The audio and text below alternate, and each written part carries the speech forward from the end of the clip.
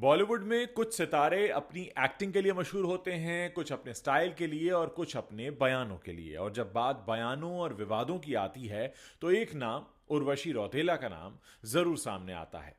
खूबसूरत, स्टाइलिश और बोल्ड उर्वशी अक्सर अपने स्टेटमेंट्स की वजह से सोशल मीडिया पर ट्रोल होती रहती हैं। हाल ही में उनके उर्वशी मंदिर वाले बयान ने खूब सुर्खियां बटोरी।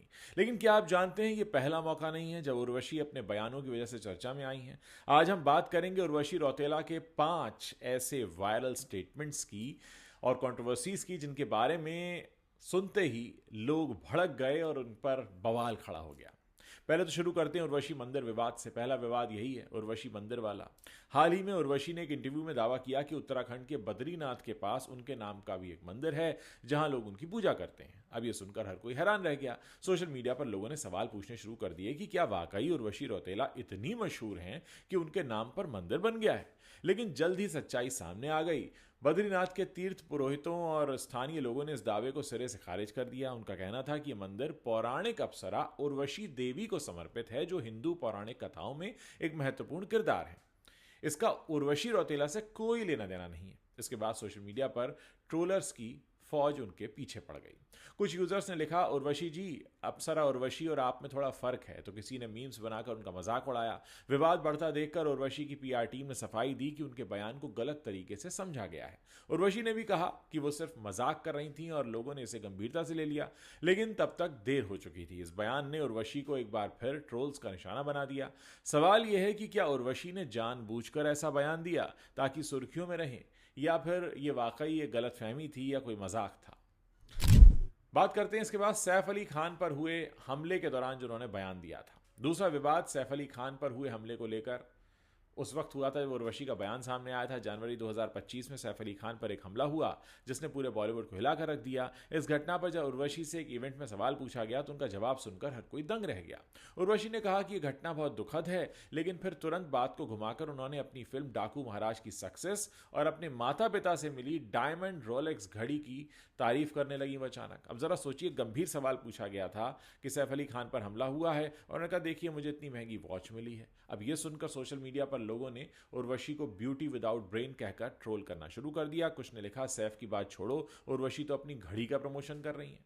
विवाद बढ़ने पर उर्वशी ने माफी मांगी और कहा कि उस वक्त अपनी फिल्म के प्रमोशन में इतनी व्यस्त थी कि उनके शब्द गलत निकल गए। लेकिन इस बयान से उनकी छवि को काफी नुकसान पहुंचा। लोगों ने उनकी संवेदनशीलता पर सवाल उठाए और कहा कि उर्वशी को अपने बयानों में सावधानी बरतनी चाहिए। यह घटना एक बार फिर साबित करती है कि उर्वशी के बयान अक्सर विवादों को जन्म देते हैं। एक सीरियस बात हो रही थी और उन्होंने वहां पर अपनी घड़ी का प्रमोशन शुरू कर दिया। अब बात करते हैं एक और विवाद, डाकू महाराज वाला विवाद। जी हाँ, तीसरा विवाद जुड़ा है उर्वशी की फिल्म डाकू महाराज से। इस फिल्म में उर्वशी ने साउथ के सुपरस्टार नंदमूरी बालकृष्ण के साथ एक आइटम सॉन्ग दबड़ी दबड़ी किया था।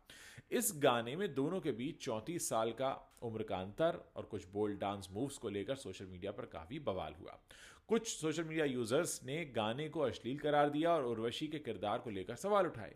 एक यूजर ने लिखा, क्या उर्वशी को सिर्फ आइटम सॉन्ग्स ही मिलते हैं।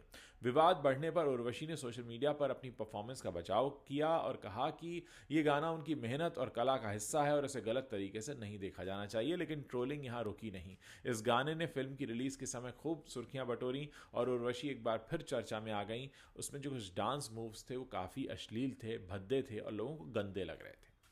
एक और इनका विवाद हुआ था जब इन्होंने खुद को सेकंड बेस्ट प्रमोटर कहा था। जी हाँ, चौथा विवाद, उर्वशी का वो बयान जिसमें उन्होंने खुद को बॉलीवुड का दूसरा सबसे बड़ा प्रमोटर बताया। एक पॉडकास्ट में उर्वशी ने दावा किया कि शाहरुख खान के बाद अगर कोई अपनी फिल्मों का प्रमोशन अच्छे तरीके से करता है तो वो हैं उर्वशी रौतेला। वो अपनी मुंह मिट्टू बन रही थी। इस बयान को सुनकर लोग हैरान रह गए। सोशल मीडिया पर मीम्स की बाढ़ आ गई। एक यूजर ने लिखा कि शाहरुख और उर्वशी, ये तो सूरज और मोमबत्ती की आपस में तुलना है। लोगों ने उर्वशी के इस दावे को खूब खींचना शुरू किया और ये कहा कि ये तो आप अपने बड़बोलेपन का नमूना पेश कर रही हैं। कुछ ने तो उनकी फिल्मों की लिस्ट निकाल कर सवाल उठाने शुरू कर दिए कि क्या आपकी फिल्में इतनी बड़ी हिट रही हैं कि वो ऐसा दावा आप कर रही हैं। इस बयान से उर्वशी को एक बार फिर ट्रोल्स का सामना करना पड़ा।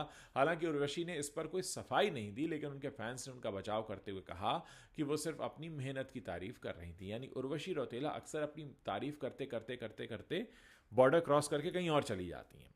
पेरिस ओलंपिक के दौरान भी उनका एक विवाद सामने आया था, 2024 की बात है। उर्वशी ने सोशल मीडिया पर ऐलान किया कि वो पेरिस ओलंपिक में आमंत्रित होने वाली पहली भारतीय अभिनेत्री हैं, और इस बयान ने उनके फैंस को तो खुश कर दिया, लेकिन कुछ लोगों ने सवाल उठाए कि क्या यह दावा पूरी तरह से सही है। उर्वशी ने यह नहीं बताया कि वो ओलंपिक में किस हैसियत से गई थी, क्या वो गेस्ट थी या ब्रांड एम्बेसडर थी या किसी और रोल में गई थी। कुछ नेटिजन्स ने इसे उर्वशी का एक और प्रचार स्टंट करार दे दिया। एक यूजर ने लिखा, हर बार उर्वशी कुछ ना कुछ ऐसा दावा करती हैं जो सुर्खियां बटोर लेता है। हालांकि उर्वशी ने इस मौके को गर्व के साथ सेलिब्रेट किया और कई सारी तस्वीरें शेयर की, लेकिन इस बयान ने एक बार फिर उनके दावों की सत्यता पर सवाल खड़े कर दिए।